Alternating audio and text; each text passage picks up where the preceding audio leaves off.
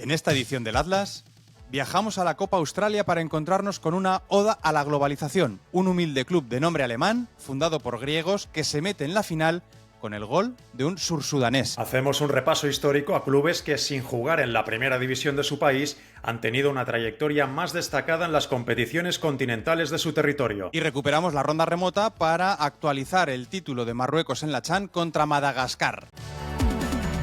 Atleros, atleras, bienvenidos una vez más, y ya son 55 mala rima, pero ya está dicho para este Atlas, esta guía del fútbol remoto que nos gusta mucho. Estamos en esta segunda temporada bastante cargados, pues on fire, Jordi, porque así nos lo dice y nos lo manda el pueblo atlero, que cada vez va creciendo más y más. Muchísimos comentarios con respecto al último episodio, con respecto a la última entrega, que yo creo que vamos a pasar ya a repasar un poco, ¿no? Lo mejor de lo que nos ha dejado ese feedback. ¿Qué tal, Aitor? ¿Qué tal, atleros, atleras? Pues sí, cada vez más comentarios, cada vez más oyentes en las distintas plataformas, sobre todo en iVoox, donde estamos rebasando incluso los 3.000 oyentes por capítulo, de lo cual nos congratulamos y esperamos que la familia siga creciendo más y más. Y como dices, muchos comentarios en todos lados. Si te parece, voy a empezar con algunos de los que nos han dejado en iVoox. Por ejemplo, Cristian Bona, que ya apuntaba que además de la Virtus de San Marino,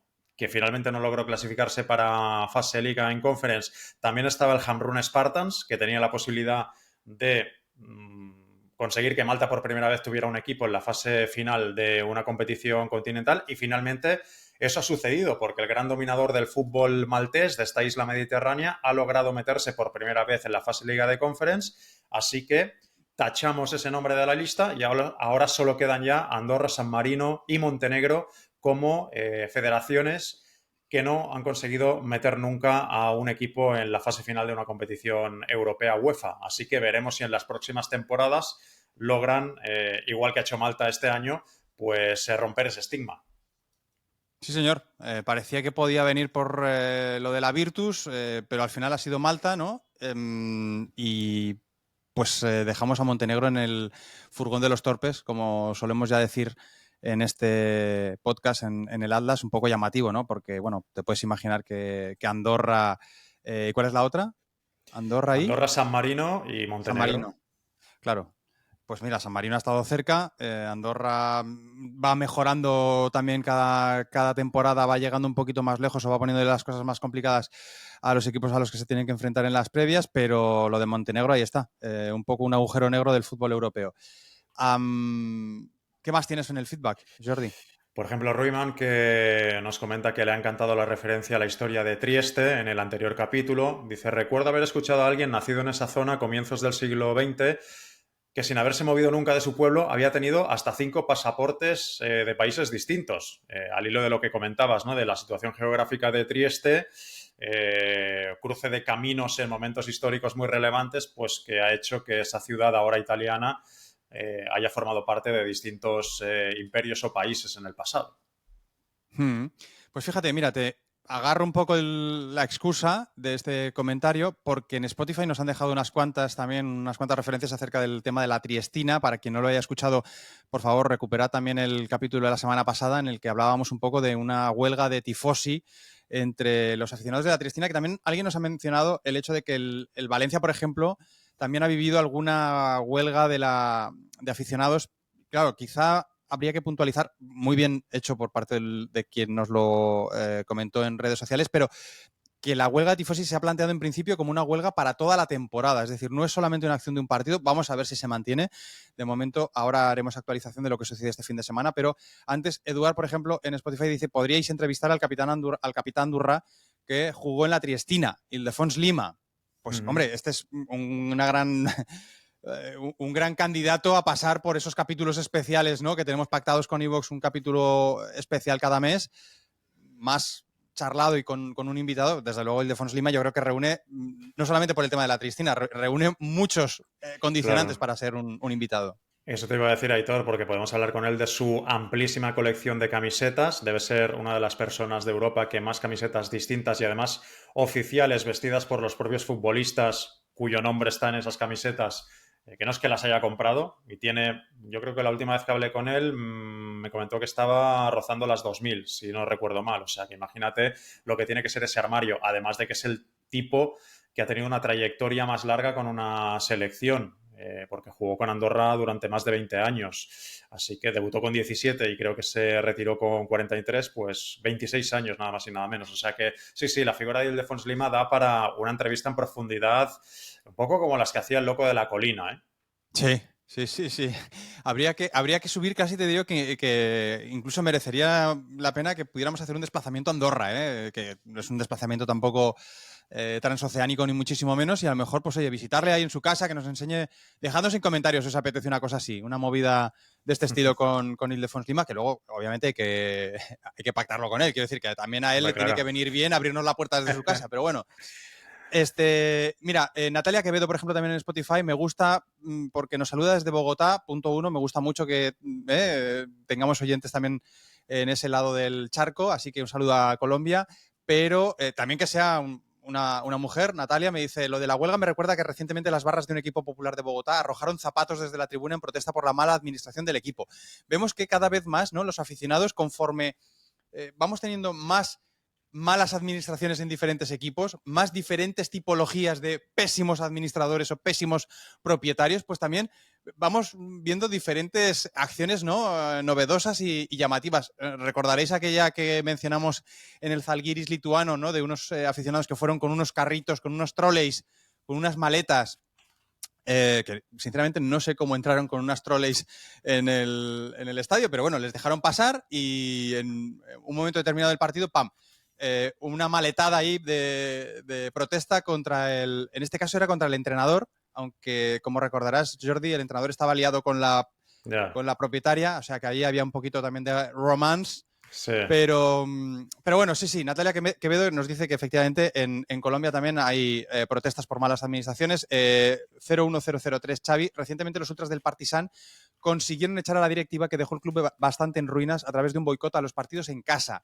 Hilando con el tema, los últimos años de las gradas del JNA, del estadio del ejército yugoslavo, del antiguo ejército yugoslavo, del estadio del Partizan, dan para capítulo doble de Brazalete Negro. Bueno, pues también tomamos nota.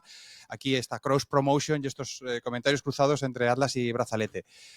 Por cierto, Jordi, no sé si has recibido un follow de una cuenta que se llama Atlas Brazalete. Sí, ya he recibido el follow en Instagram y yo también he hecho follow de la propia cuenta. Ah, sí. Ah, muy bien. Mira, qué detalle también. Pues que sepas que esa cuenta es oficial, porque es que hablando con el compañero Joan Cebrián y también con Edu Boada, que sabes que son nuestros jefes de redes sociales tanto en Brazalete como en Panenka, han llegado a la conclusión de que igual tenía más sentido hacer redes propias para el Atlas. Yo la verdad que, bien, ok, si nos lo dicen ellos, pues tendrán razón.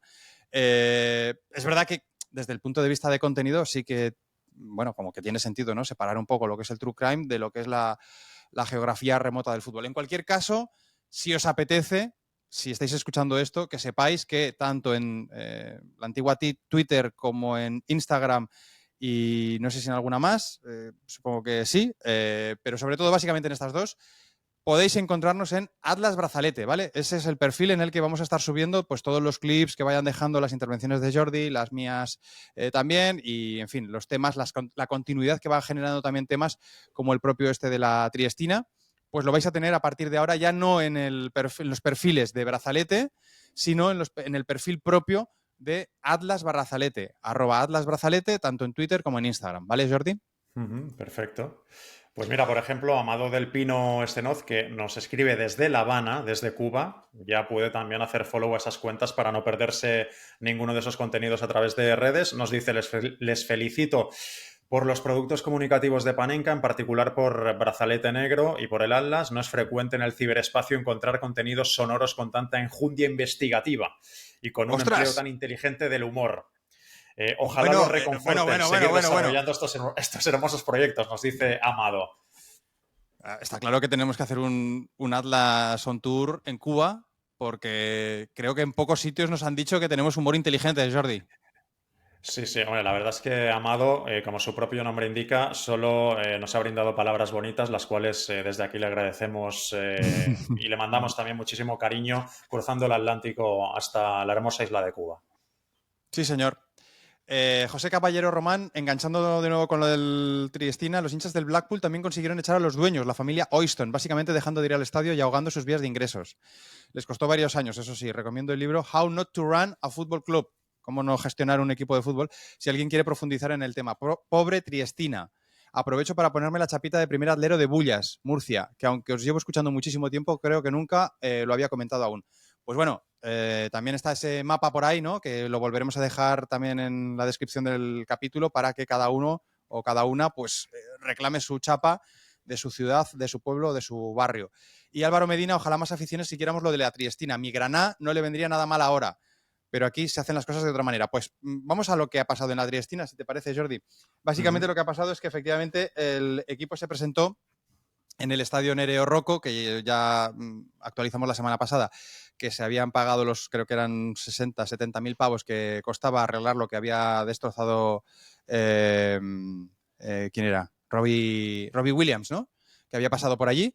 Y nada, jugaban contra el Lecco y se juntaron pues unos 500, 600 aficionados de los diferentes fan club de la Triestina en las puertas del estadio, pero no entraron. Al final, solamente unas 150 personas estuvieron dentro de las gradas del estadio, 100 de ellos eran aficionados visitantes y los otros 50 entiendo que eran algún periodista y familiares de la Triestina, que acabó empatando a 1, así lo comentaba, así lo narraba un medio de comunicación de Trieste.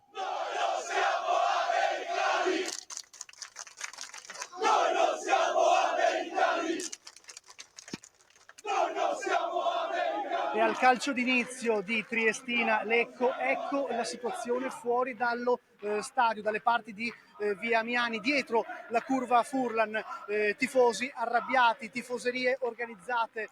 Tifosi arrabbiati, Jordi, esto no hace falta tampoco haber leído a Dante para entender un poco por dónde van los tiros. Y non siamo americani. No somos americanos, porque ya sabes que lo que hay detrás de toda esta movida es, cómo no, una más de las propiedades norteamericanas estadounidenses en el fútbol italiano. Desde luego no fue un bienvenido Mr. Marshall lo de los aficionados de la Triestina a la propiedad actual del club, así que bueno, seguiremos la evolución, ¿no? del devenir de este conjunto, Sí. que no está pasando por su mejor momento y especialmente... Sobre todo, vamos a ver si se mantiene esa huelga de toda la temporada, porque Claro. esto aboca al club, de momento ya está colista en Serie C, en tercera división, aboca al club a jugar de visitante en todos los partidos. Bueno, pues veremos cómo lo gestiona eso a nivel deportivo. No tiene buena pinta, pero a ver qué pasa. Sí. Por cierto, hablando de Italia, quiero recuperar un comentario que nos ha dejado @elguiaandrés en YouTube, porque dice: chicos, soy aldero de no hace mucho, pero ha sido un descubrimiento espectacular. Vivo en Génova y soy guía turístico aquí. Al estadio no os podré acompañar porque me he significado bastante con la parte buena de Génova, dice él, que es la Rossoblù, la del Genoa.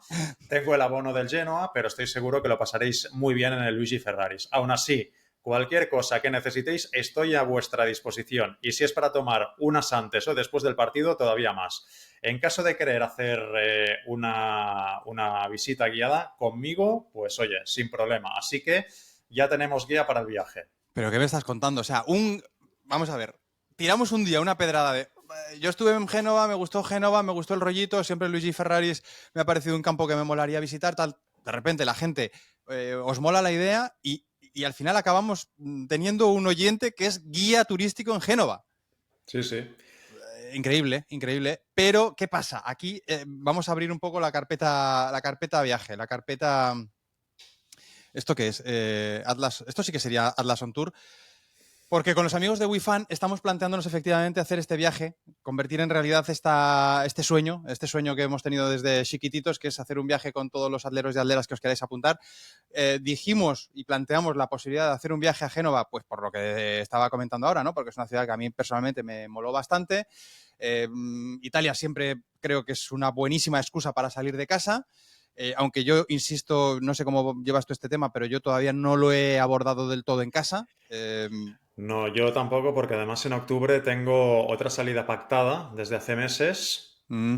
Sabes que yo me quito el mono de baloncesto jugando con un equipo de veteranos y cada año hacemos una salida de fin de semana que va a estar muy cerca de esa que se planteaba, que no sé si va a ser definitiva, del Mm. Sampdoria Frosinone. Demasiado Entonces, cerca, claro, quizá. aquí, bueno, tan cerca como que es un fin de semana antes. Entonces, aquí ya es mucho Mm. negociar, ¿eh? Uf, esto ya, y cuando estás acumulando Claro, bonus tengo tracks. muchos sabios acumulados Sí, sí. A ver, escucha una y cosa. agravios todavía más. Más agravios, correcto. Estamos planteando ese fin de semana del 25 de octubre, concretamente, ¿vale? Y ahora ya no nos pongamos nerviosos, ahora ya entraremos directamente en lo que es el capítulo 55 para evitar cualquier tipo de rima, pero vamos a cerrar el tema del feedback y vamos a cerrar también el tema del viaje. Venga, el tema del viaje lo que pasa es básicamente que la liga italiana, que no sería quizá desde el punto de vista logístico mejor organizada, también te digo que más o menos como la española, pues no te anticipa exactamente la fecha del partido, la fecha y la hora del partido hasta Ujú. 3 semanas antes, perdón, de cada encuentro. Por lo tanto, sabemos cuándo se va a jugar más o menos ese Sampdoria Frosinone, en qué fin de semana, pero no sabemos si será viernes, sábado, domingo o lunes. ¿Sí? Con lo cual, claro, entre eso y que no hay vuelos directos de Barcelona o Madrid, y ya no te digo otras ciudades, a la capital Ligur, y por lo tanto implica que habría que volar, por ejemplo, a Milán y hacer un transfer en tren, pues todo eso como que un poco complica la gestión de poder ir adelantando ya las reservas, ¿no? Entonces, hablando con los amigos de WeFan, que son, diríamos, la parte que sabe de hacer viajes, nosotros somos unos piriwillis, pues nos dicen dos opciones. En realidad son cuatro, se desdoblan. Ahora lo vais a entender. Opción A, con su A1 y A2, que es ir a Génova. Mantener el plan de ir a Génova y por alrededor de 300 y escasos euros incluiría la entrada a Sampdoria Frosinone, 2 noches de hotel, porque habría que hacer 2 noches de hotel en un hotel de 2 estrellas, billete de tren Milán-Génova y entrada al Museo del Genoa. ¿Vale? O sea, aunque vemos un partido de la SAM, pero haríamos una visita al Museo del Genoa, ¿vale?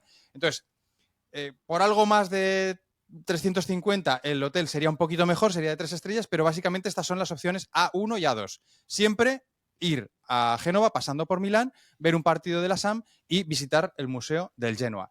La opción B que nos abren es una opción que sí que nos permite anticipar más, porque es ir al fútbol inglés. ¿Vale? Pero no penséis que estamos yendo al Manchester City, al Arsenal, al Chelsea, nada, nada, déjate de brilli brilli.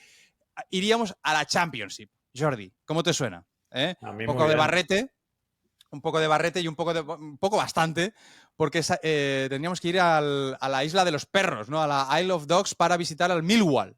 Uh, Millwall-Leicester. Millwall-Leicester. pero el viaje incluye el puño americano para ir Sí, a sí, Millwall, ¿no? y el bate con el pincho cruzado, porque efectivamente ahí hay jaleo del bueno. Londres, que también serían por la frontera de los 300 euros. Aquí ya sería solamente una noche en hotel de 3 estrellas, entrada al Millwall Leicester, tour de estadio probablemente sería o Fulham o Wembley y seguro de viaje, ¿vale? Entonces, esto es lo que se encarga o esto es lo que entra dentro del pack. Luego tú fuera tienes que acabar de cerrar tu billete de avión o si estás en Inglaterra de tren o como mucha gente, varios nos comentasteis, yo ya estoy en Italia. Recuerdo a alguien que nos escribía desde Bolonia o que iba a estar en Bolonia y alguien desde Pisa, si no me equivoco, que nos Ujú. decía, yo ya estoy en Italia, pero me quiero apuntar. Pues perfecto, tú obviamente no hace falta que te pilles el avión, tú con un tren ya te plantas en Génova y lo mismo si terminamos de decidir ir a Inglaterra. Yo lo primero que os diría sería, chicos, chicas, organicémonos, votemos, ¿qué os apetece más? Plan Génova con el interrogante de que hasta 3 semanas antes del partido no vamos a poder cerrarlo y con el agravante de que eso probablemente encarecerá un poco el producto, o plan Millwall, que ya se puede atacar, porque sabemos positivamente que el partido entre el Millwall y el Leicester es concretamente a las 4 de la tarde. 4 de la tarde, sábado 25 de octubre, Millwall-Leicester. Si queréis, podemos estar allí, pero tenéis que votar. No sé esto, Jordi, cómo lo podríamos organizar para que todos los votos se hagan en un mismo sitio? Pues mira, a lo mejor es una buena manera a través de estas nuevas redes sociales que estamos estrenando. En Twitter se pueden plantear encuestas, por Ya. ejemplo. Pues venga, me parece bien, me parece buena idea. Todos a votar en Twitter. Vamos a dejar una encuesta en el nuevo perfil de Atlas Brazalete, @AtlasBrazalete, y allí vamos a dar estas dos opciones, ¿vale? De hecho, podemos hacer incluso hasta 4, ¿no? La de Génova Low Cost, Génova Premium, y Millwall Low Cost, Millwall Premium, porque creo que también nos planteaban una opción de un hotel un poco superior. Bueno, pues todo esto os lo indicamos allí. No, creo que para Millwall es solamente este hotel de 3 estrellas, que yo creo que ya está bien, una noche. Claro, es que el hecho de que pases una noche abarata bastante la opción, y sobre todo el hecho de que podemos ya atacar desde el punto de vista logístico porque sabemos positivamente cuándo se va a jugar el partido. Esto de que no se sepa, tío, es un poco una mierda, porque al final no puedes Sí. plantearte nada. Lo que pasa es que tampoco estamos aquí como para dar ejemplo de nada, ¿no? La Liga Italiana, exacto. porque aquí muchas veces también incluso se cambian partidos con 3 días de antelación. Total. Sí. No es algo en contra solamente de la Serie A, Serie A o Serie B, sino que efectivamente en España también tenemos este problema. Vale, pues Jordi, por aquí yo creo que un poco ya lo estaríamos dejando, ¿no? No Sí, sé si tienes vamos algún al lío comentario porque más. si no, los que son contrarios Sí, al feedback, a darle mucho tiempo a los mensajes, luego se quejan. Entonces vamos a vale. hacer un mix entre... Sí, yo ¿No? simplemente, como tengo un mix entre comentario y contenido, vamos a decirlo así, creo que puedo ofrecer esta transición suave. Vale. Eh, Porque tanto Juansi como Juani, que creo que son dos atleros diferentes, nos han dejado comentarios en Spotify acerca del tema Atlas, pero no de nuestro Atlas, sino del Marrón del Oeste, ¿vale? Que también ha generado bastante feedback. Juansi, me había olvidado por completo de la existencia de Atlas, la otra pasión, que ya sabes que no es una telenovela de sobremesa, sino que es una especie de reality, fútbol reality. Dice, recuerdo mirarlo y pensar que iban a ascender con el dinero de la televisión y nunca pasó. Si hay algún otro treintañero argentino, recordará las charlas técnicas apasionadas del DT, del director técnico, del entrenador. Creo que se llamaba Retamar. Se me cae una lágrima del recuerdo adolescente. Y Juani dice, hola atleros, primero que nada sobre la serie Atlas, la otra pasión, hay algunos episodios en YouTube. Por favor, no dejen de mirar las arengas del entrenador. Retamar. O sea, que efectivamente refuerzan, ¿no?, la idea de que parece que los highlights de aquel reality eran las participaciones del entrenador. Por otro lado, en Alcalá se fundó el club argentino. Lograron ascender, entiendo, Alcalá, Madrid, Alcalá de Henares, lograron ascender la temporada pasada a Primera Aficionados de Madrid y van por el ascenso a preferente. Como dato curioso, allí juegan 2 hermanos de Julián Álvarez. Los puedo poner en contacto con el presidente, que es amigo mío. Saludos desde el barrio de La Paternal, Argentina. Grande Juani, grande Juansi y grande Retamar, que si os preguntáis por qué carajo le siguen recordando 15 años después de que se estrenase y de que se emitiera este Atlas, la otra pasión, pues es por arengas como esta, Jordi. A ver qué te parece. Este partido, muchachos, hay que salirlo a ganar. Hay que salirlo a ganar, pero con huevo, con juego. Acá tiene que aparecer realmente el verdadero equipo. Tenemos hombre, tenemos nombre, hay que demostrarlo ahí adentro. Muchachos, no le demos bola, no le demos bola a lo que hablan de afuera. Lo de afuera dice que Atlas no se lleva nada acá. La bola no se va a llevar nada. Tenemos huevo, tenemos corazón. No tenemos que ir a buscar hacia arriba. Nos reclutamos y salimos. Nos reclutamos y salimos. Y vamos a ir a lastimar. Vamos a ganar el partido, carajo. ¡Dale! Bueno, muy bien.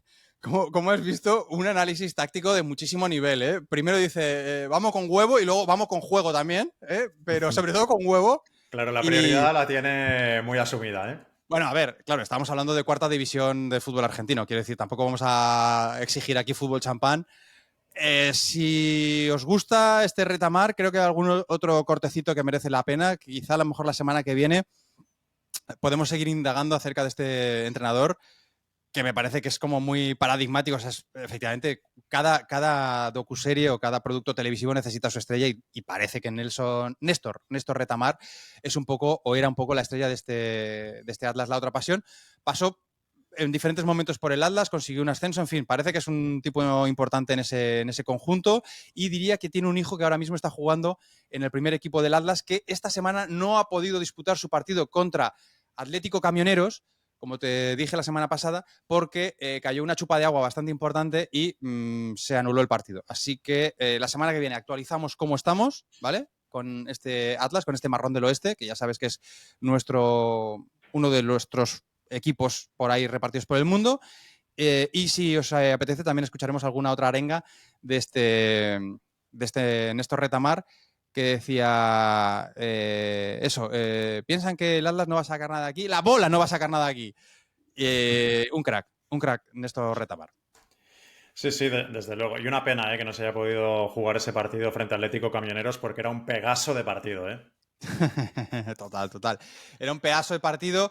Ya te digo que creo que merece la pena que hagamos el seguimiento del Atlas, incluso más allá del partido contra Camioneros, porque también nos vamos a encontrar entre los rivales equipos que merecen mucho la pena. Ya la semana pasada hablamos de Yupanqui. Alguien, creo que en Instagram también me ha dejado algún comentario acerca de los traperos, que es como se llama Yupanqui, porque se ve que tuvo un poco el claim de que era el equipo con menos aficionados de todo el fútbol argentino. Entonces les llamaban traperos porque iban 4 con banderas y de las 4 banderas traperos, ¿no? Y bueno, este Yupanqui, pues eso, es el último rival. El siguiente va a ser Camioneros y creo que hay como equipos con mucha personalidad también en ese fútbol metropolitano, en esa primera C del fútbol argentino. Pero bueno, vamos ya con el contenido, Jordi. ¿Quieres empezar tú? Venga. ¿Qué te parece si partimos un poco tu bloque? ¿Vale? Vale. Tira a lo mejor con una primera remesa y luego hacemos una segunda. Sí, a ver, os explico.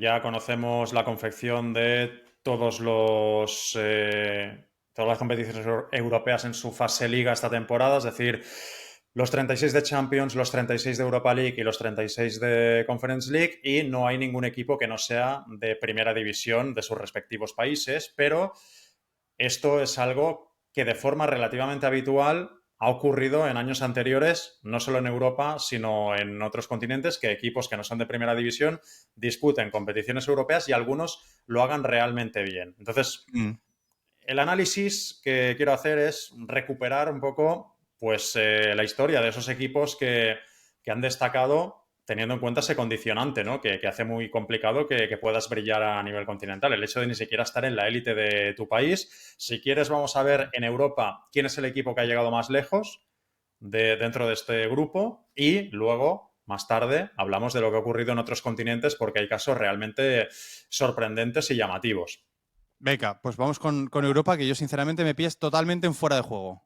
Pues venga, esta temporada solo 2 equipos que no sean de primera división se han fajado en las previas de competiciones europeas, concretamente en la Conference, y hablamos de ellos. El Fútbol Club Vaduz, que es un habitual como campeón de la Copa de Liechtenstein, a pesar de que juega en la segunda Suiza, y el Fútbol Club Spyri, que fue el sorprendente campeón de la Copa de Georgia y que representó al país caucásico en la Conference League. Sin embargo, ninguno de los dos ha logrado salir de las eliminatorias. El Spyri fue eliminado a la primera, le cayó un 7-0 global por parte de la Austria de Viena, y aunque el Vaduz superó el primer cruce frente al Dungan Swifts norirlandés, luego cayó frente a la Z Almar, con lo cual no ha podido repetir lo que consiguió hace algunas temporadas, en 2022-2023, cuando hizo historia clasificándose por primera vez para la fase de grupos de la Conference. Por lo tanto, este año no hay ningún equipo que no sea de primera en las fases finales, pero en otros años, en otras ediciones, sí ha ocurrido. Obviamente nunca en la Champions, porque la Champions, como sabes, hasta el año 96 solo la jugaban los campeones de liga de cada país. Del 97 al 99 también entraron los subcampeones de las mejores ligas de Europa, concretamente de las 8 con más ranking, y ya desde el 99 hasta 4 equipos de las mejores ligas toman parte en la Champions, incluso casos como este año en el que tenemos hasta 6 representantes de la Premier League por distintas circunstancias. Pero a pesar de que la Champions nunca ha ocurrido que un equipo de segunda participe, en la Europa League sí ha ocurrido varias veces, y concretamente hace 20 años el Alemannia Aachen, que es un equipo muy modesto del fútbol germano, es el que más lejos llegó.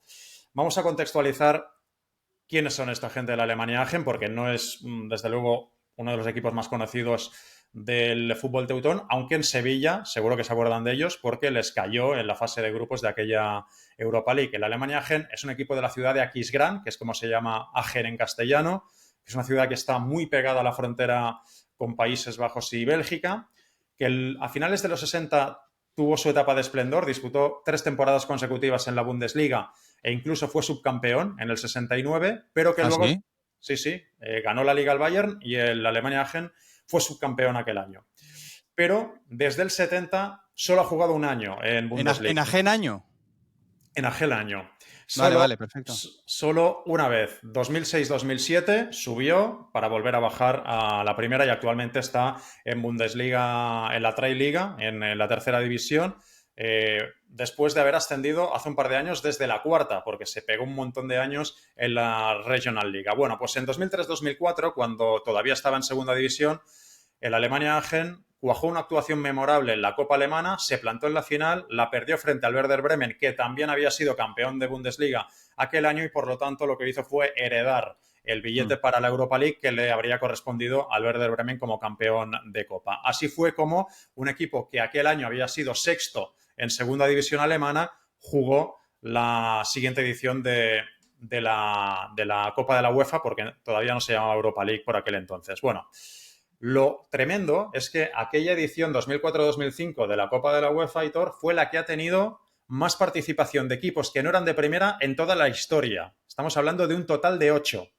desde sus fases previas. Estos eran los que formaban parte de la lista. Además de la Alemannia Aachen, que luego volveré a ellos, obviamente el Vaduz, no podía faltar, un habitual, el Fútbol Club Wil, que se proclamó campeón de la Copa de Suiza mientras descendía a segunda división en la misma temporada.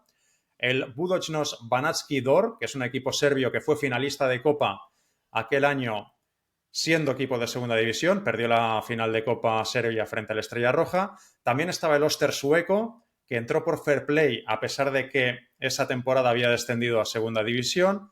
El Terek Grozny, campeón de la Copa Rusa jugando en segunda, subió de categoría en noviembre de 2004, pero para entonces ya había sido eliminado de esta Copa de la UEFA. El Chartres francés, que también había sido finalista de la Copa de Francia, en este caso frente al Paris Saint-Germain, y heredó la plaza de los parisinos en la UEFA.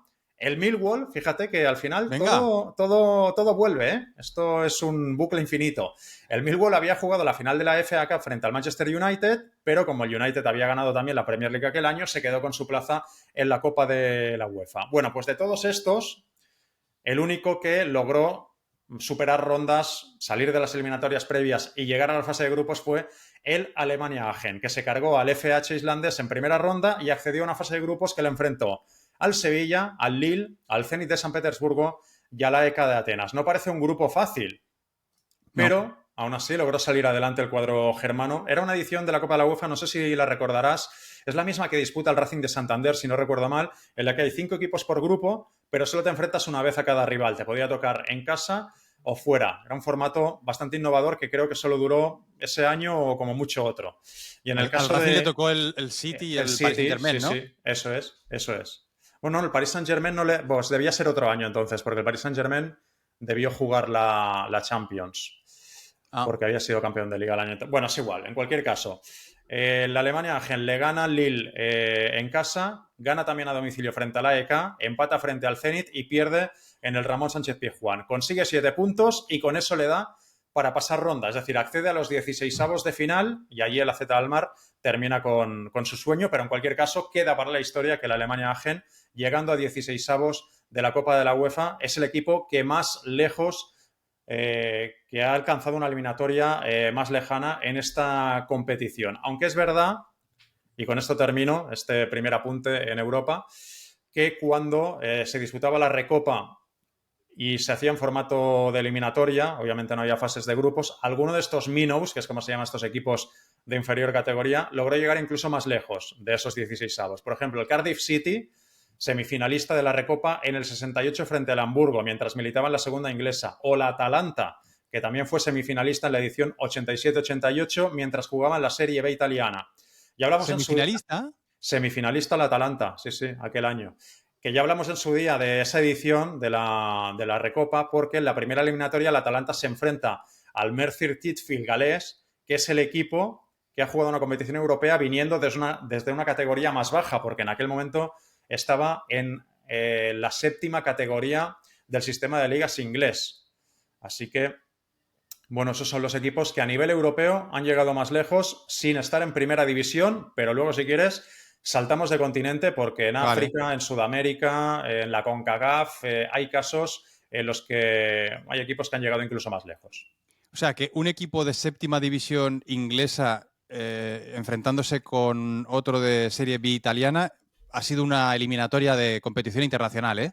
De Recopa en el año 87-88, sí, sí. 87-88, que es la temporada posterior a ese año en el que hubo unas semifinales un poco malditas en las que, quitando el Ajax, los otros semifinalistas están un poquito mal, ¿no? Hablábamos de Girondins de Burdeos, Lokomotiv de Leipzig y Real Zaragoza. Pues la temporada siguiente se da, fíjate, para que hablemos del fútbol remoto como algo novedoso, no, el fútbol remoto ya lleva acompañándonos desde que el fútbol es fútbol, seguro. Y por eso también merece la pena que sigamos viajando con él.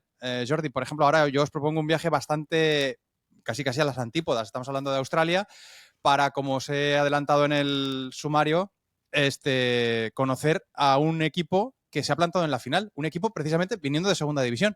Jordi, también. Así que puede meterse en competición internacional el año que viene este Heidelberg United. Heidelberg nos suena también alemán. Nos suena casi como la Alemania Aachen, ¿no? De hecho, yo creo que, ahora hablo de memoria, pero yo creo que Hansi Flick es de Heidelberg. No es una ciudad muy, muy futbolera. Está en el sur, en el Land de Baden-Württemberg, pero no estoy hablando de ese Heidelberg. Estoy hablando del Heidelberg, que es un barrio de Melbourne, ¿vale? Un barrio de Melbourne en donde, como en todo Melbourne y en todo el estado de Victoria, en Australia, hubo mucha emigración griega después de la Segunda Guerra Mundial y de la Guerra Civil en Grecia, en los años 40, 50, ¿vale? Muchos griegos, miles de griegos que viajan a Australia y que buscan un nuevo futuro por allí. Y, bueno, pues en el año 56 montan un pequeño club deportivo.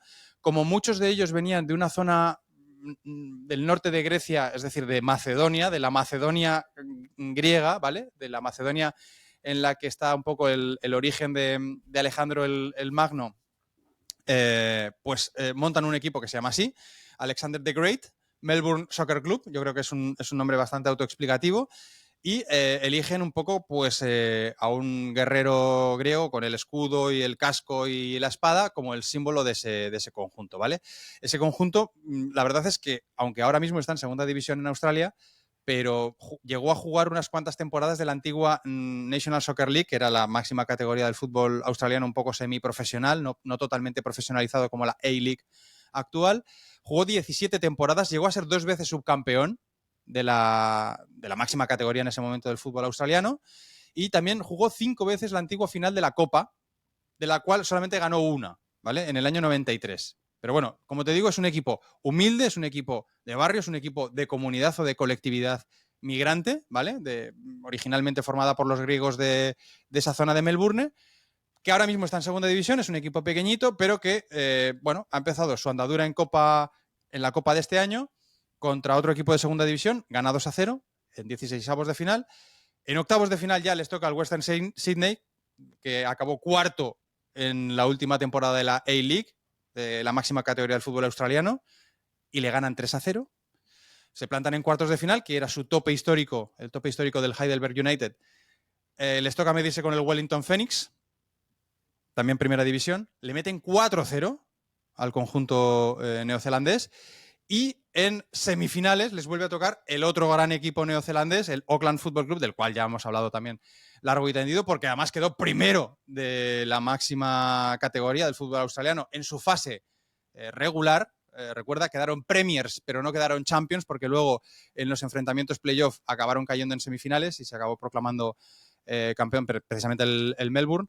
Pues el Auckland Football Club, que visita el campito del Heidelberg United de segunda división y que vuelve a caer 2-0. Es decir, el Heidelberg no es que se haya plantado en su primera final de Copa Australia, es que se ha plantado imbatido. No le han hecho ni un gol en todo el recorrido. Ni el equipo de segunda, ni los 3 de primera, los 3 de A-League, con los que se ha tenido que medir. Así que, bueno, ya está, me ha llamado la atención este Heidelberg United, que se va a medir con el Newcastle Jets, que también va a jugar su primera final de Copa Australia. La Copa Australia es un torneo bastante reciente, fundado en 2014. No es el Heidelberg el primer equipo que se cuela en la final sin ser sin participar en la A-League. En 2022 ya se plantó el Sydney United 58, ¿vale?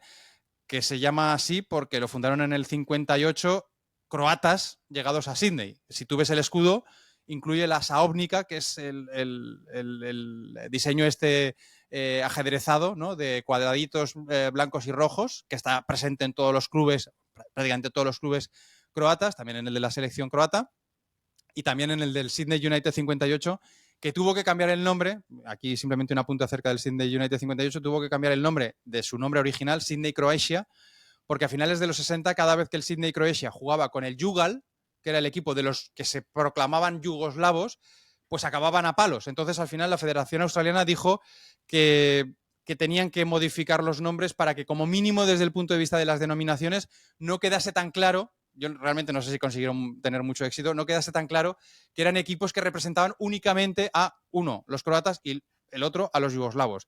No sé si fue entonces también cuando el Alexander the Great cambió de nombre y pasó a llamarse Heidelberg United a finales de los 70, insisto, no sé si fue entonces, pero en cualquier caso, el Heidelberg United, como te digo, tiene este nombre que parece que no suena un poco alemán, tiene estas raíces que son más bien australianas, juegan en un estadio que se llama Olympic Park, porque el barrio de Heidelberg de Melbourne es un barrio muy pequeñito, son 5.000 habitantes los que viven allí. Básicamente está originado en la antigua Villa Olímpica que se tuvo que construir para albergar los Juegos Olímpicos del 56, ¿vale? Y el campo es un campo, es el campo de la Villa Olímpica, es donde entrenaban, ¿no? Los atletas y tal. Entonces, ese campo ahora se ha ido transformando solamente en un campo exclusivamente para soccer.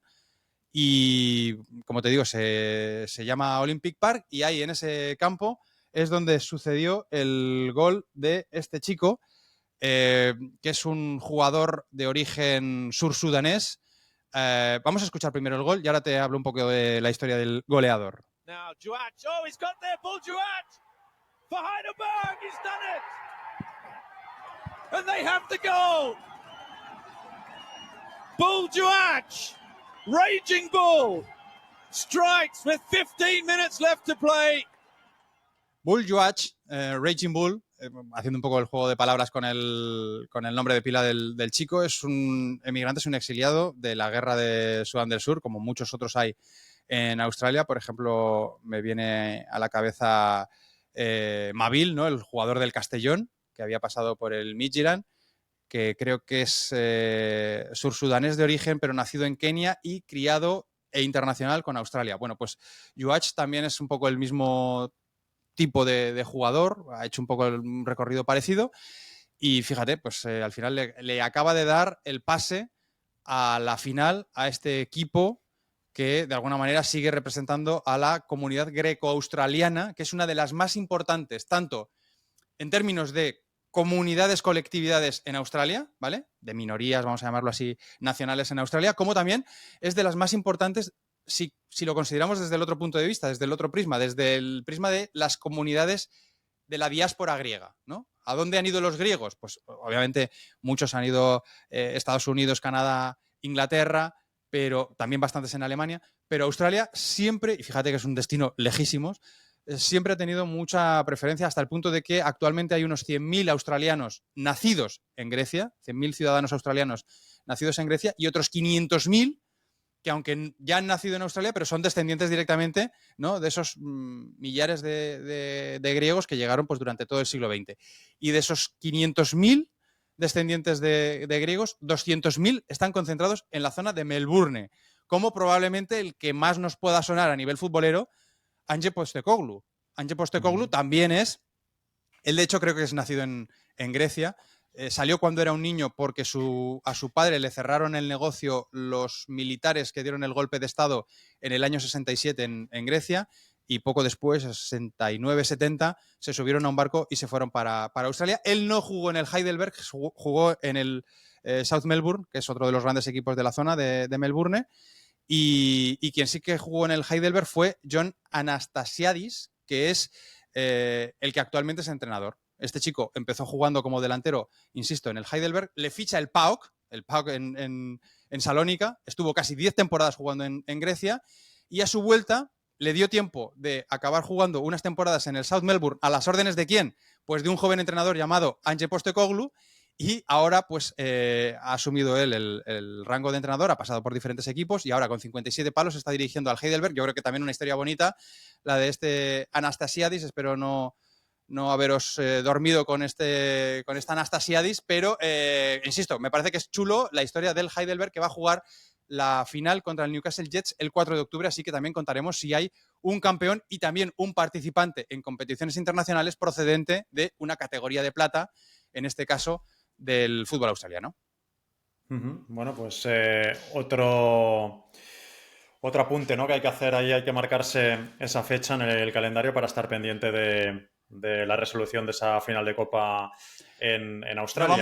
No vamos a decir, Jordi, si queremos liarnos la manta a la cabeza y viajar con los amigos de WeFan a ver la final de Copa Australia, porque igual alguno dice que sí.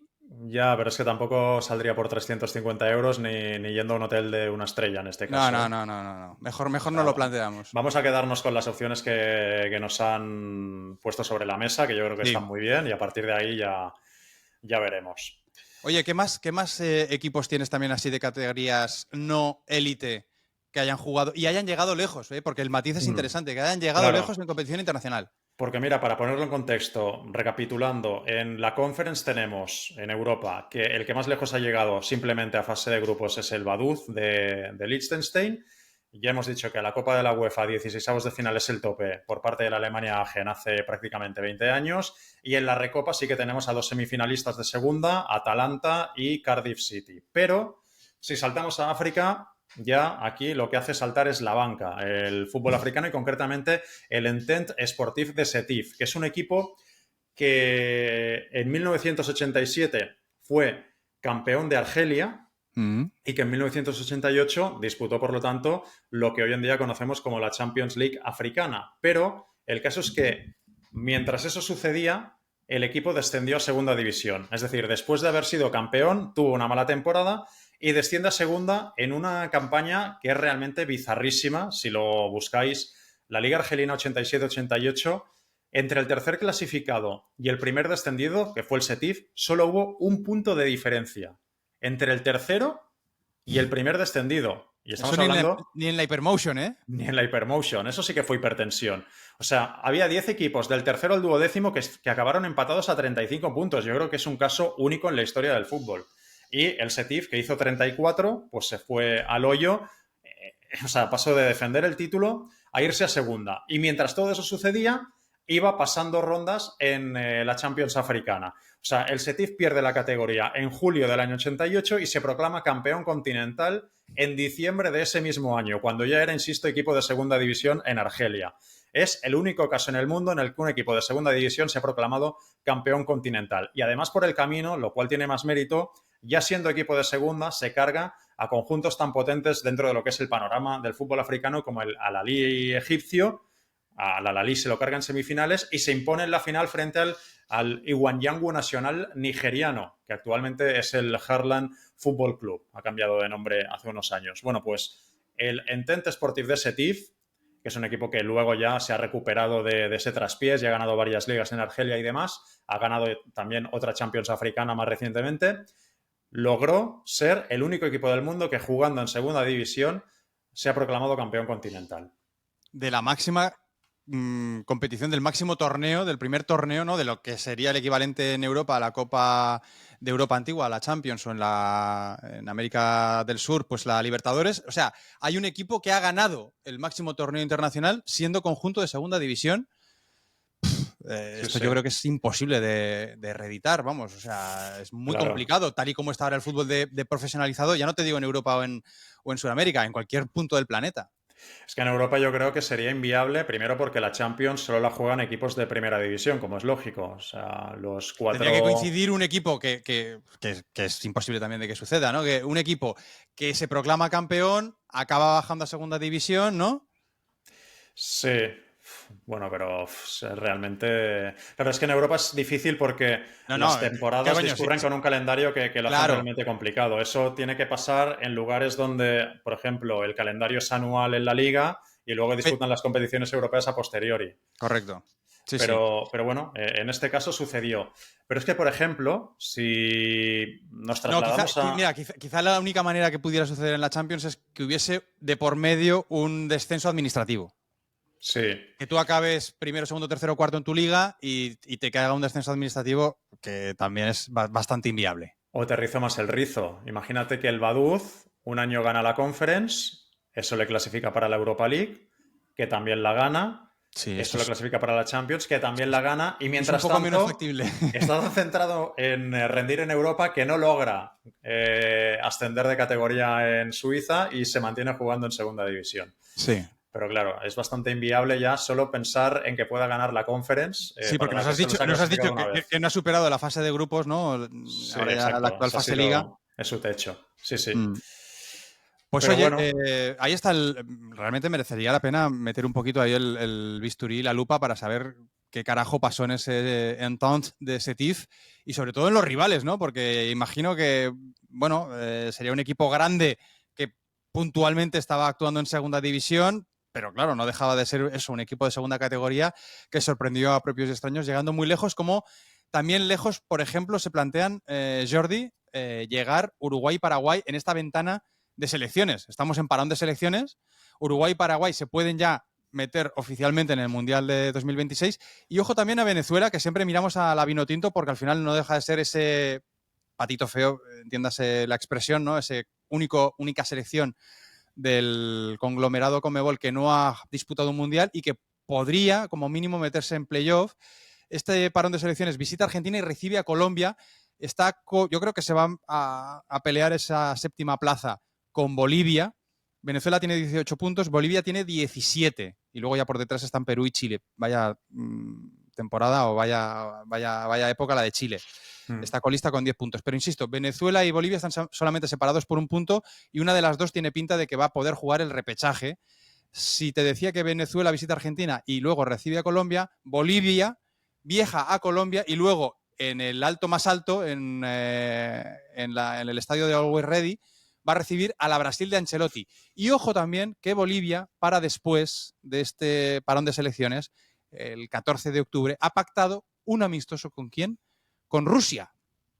Con la Rusia de Valery Karpin. Así que Rusia también ampliando esos amistosos un poco extraños que tiene que pactar o que tiene que concertar porque ya sabemos que sigue baneada del fútbol mundial, a no ser que Trump le diga a Infantino que levante el baneo, porque esto también podría pasar. De hecho, el otro día, no sé si lo viste, Infantino estuvo ahí en el despacho Oval, otra vez más. Y sí, bastante, increíble. Es que me da bastante repelús el peloteo que se gasta Infantino con Donald Trump, que es que, no sé, muy parece baboso. que es muy baboso, pero mucho. Muy baboso. Y entonces Trump le dijo, bueno, voy a enseñar aquí una foto y saca una foto de él con Putin, también una cosa un poco rara, ¿no? Esa relación entre Trump y Putin, pero bueno, esto ya se nos escapa del fútbol remoto. Y dice que a lo mejor le invito, ¿eh? A lo mejor le invito el año que viene, igual viene aquí al Mundial, depende de cómo se porte en las próximas semanas, igual le invito y tal. Y estaba ahí Infantino como mirando a la nada, porque, claro, entre otras cosas, Rusia no puede participar en este Mundial porque la organización que preside el propio Gianni Infantino, pues, en fin, le baneó, a diferencia de lo que sucede, por ejemplo, con Israel. Bien, esto en cuanto a el Mundial o las posibilidades de selecciones mundialistas en la zona Conmebol.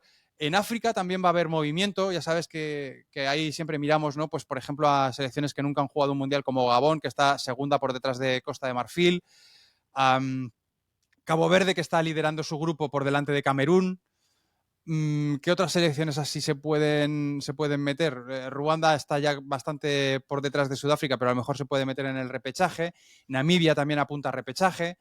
Y luego Comoros, que también apunta a repechaje por detrás de Ghana. Pero de África, a mí lo que me ha llamado la atención, ya con esto vamos cerrando este capítulo 55, en la CHAN, en esa Copa África para jugadores que siguen en sus respectivas ligas, en sus campeonatos nacionales, pues ha habido una final bastante chula, bastante disputada, rubricada por un auténtico golazo que le ha dado el título a Marruecos, pero el rival sobre todo era lo más llamativo y es que era Madagascar. Había unas semifinales Madagascar-Sudán muy marcadas por conflictos y por situaciones desde el punto de vista humanitario muy complicadas, ¿no? Porque ya hemos mencionado mucho esa guerra civil que está asolando Sudán, no Sudán del Sur, Sudán del Norte, la Sudán de toda la vida, hasta el punto de que sus dos equipos más importantes han tenido que jugar la liga en Mauritania.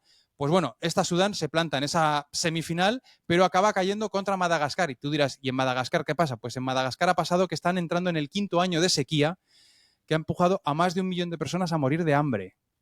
Y a pesar de esto, el equipo, pues la selección nacional está creciendo como una fuerza futbolística. Los Barea, que son apodados así por el nombre de una especie de ganado cebú, se han plantado en la final y le han puesto las cosas muy complicadas a Marruecos.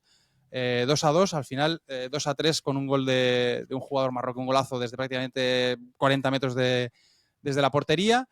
Le ha dado, creo que es el tercer título Chan para Marruecos y ha dejado sin su estreno a los malgaches, ¿no? A Madagascar, a los Barea, que como te digo están en una situación de emergencia humanitaria bastante importante por culpa de la sequía.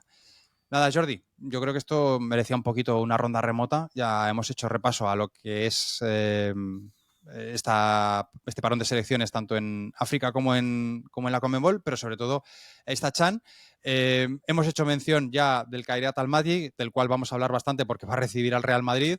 Va a albergar también ese partido de más distancia o va a protagonizar uno de los partidos de más distancia en Champions contra el Benfica, ¿no? Era lo que va a ser podía pasar. El que más porque Sporting de Portugal creo que es, ¿eh? Perdón, Sporting de Portugal. Sí, el Benfica es el que había protagonizado el anterior enfrentamiento más largo contra el Astana. Sí, y al final hay más kilómetros hasta Almaty que hasta Astana, con lo cual este va a ser el que se quede con el récord. Y sobre lo que decías de Madagascar, vamos a tener un problema el día que Madagascar se clasifique para un mundial, porque no sé si has visto los nombres de las alineaciones y va a provocar unos esguinces de lengua tener que pronunciar los nombres de los 11 tipos que alinee el conjunto malgache. Yo no sé si lo va a poder sobrevivir, lo van a poder sobrevivir todos los narradores, ¿eh? O sea, sí, eso... no está al alcance de... ¿Quieres decir que no está al alcance de todas las mentes No. que tienen que narrar? Por ejemplo, mencionar a Rabeman Chansoa. Bueno, aquí hay un Enzo Bobis, que ni tan mal, Tituán Fortún. Bueno, no, tampoco es tan... Sí, hay alguno que sí. Bueno, es que Randrian Manantea. Claro, hay alguno que viene con los 8 apellidos vascos juntos. Entonces... Sí. Pero en uno. Todo en uno, claro. Entonces, o buscamos motes o los citamos por el número. Pero si no va a ser imposible porque cuando la tenga el lateral y la mande para arriba, cuando se ha acabado de dar el nombre del lateral, ya han acabado de celebrar el gol. Sí, ya se acaba el partido. Claro, siempre está el recurso de tirar por los nombres de pila, que creo que son bastante más practicables. Marco, Loic, Brian, Ornó, pues Samuel. Yo creo que por ahí tenemos una salida digna. Jordi. Pues será eso, habrá que irlo trabajando porque viendo cómo le van las cosas, a lo mejor dentro de un tiempo los tenemos ahí en el gran baile y entonces vendrá la llorera. Están terceros en su grupo por detrás de precisamente Ghana y Comoros. O sea, en ese grupo I está Ghana con 15, Comoros con 12 y Madagascar con 10, por delante de Mali, República Centroafricana y ya el último eliminado, el Chad, ¿no? Este no entra en el chat, no va a entrar en el chat del Mundial 2026. En el grupo I, a ver qué partidos tenemos este parón. Pues mira, en este parón tenemos Madagascar contra República Centroafricana y Mali-Comoros. Sobre todo mucha atención a Comoros. Y en la siguiente, Comoros contra República Centroafricana y Madagascar-Chad. Bueno, pues nada, lo dicho, también estaremos un poquito atentos de si alguna novata por parte de África, que ya sabéis que es una de las confederaciones más beneficiadas, y ya era hora también, de este Mundial ampliado a 48 equipos que va a debutar en Estados Unidos, México y Canadá en 2026, pues si alguna de las novatas viene precisamente del fútbol africano, que también molaría contarlo y explicarlo, pero será en futuros Atlas, porque el 55º ya ha acabado, Jordi. Y encima sin hacer la rima, ¿eh? Venga, vamos a terminarlo bien.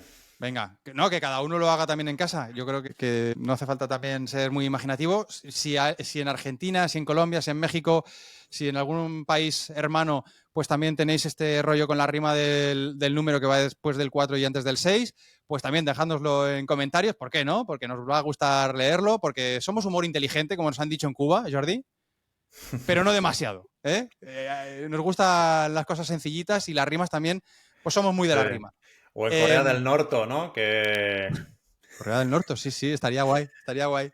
Corea del Norte, Jordi, la semana que viene vamos a ver si sabemos a dónde podemos viajar, ¿vale? A ver si hemos Estaría resuelto esta bien. encuesta. Para Y si empezar a sabemos, negociar. claro, si tenemos que pedir el pasaporte para ir a zona Brexit o si Ostras, con es el verdad, DNI, cuidado con eso, ¿eh? Cuidado con eso, que no se nos quede nadie en la frontera. pues esto ya sabes qué pasa. El típico colega que montas el viaje y, hostia, ¿pero cómo? ¿A Inglaterra hay que ir con pasaporte? Sí, hijo, sí. Ya. Hay que ver el telediario de vez en cuando. Correcto. Bueno, Jordi, el telediario no sé, pero el Atlas va bien también para ir actualizando un poco de conocimiento de, ya no solamente de fútbol internacional remoto, sino también de política internacional, de cultura internacional, de sociedad, etcétera, etcétera. La semana que viene volvemos con algo más. Esta semana lo vamos a dejar en la hora prácticamente clavada. Perfecto. Hasta entonces, adiós. Venga, Jordi. Chicos, chicas, hasta la próxima. Chao. Has escuchado el Atlas de Brazalete, tu guía semanal del fútbol remoto. Síguenos en brazaletenegro.com y suscríbete en las diferentes plataformas Spotify, iVoox, Apple Podcasts o YouTube.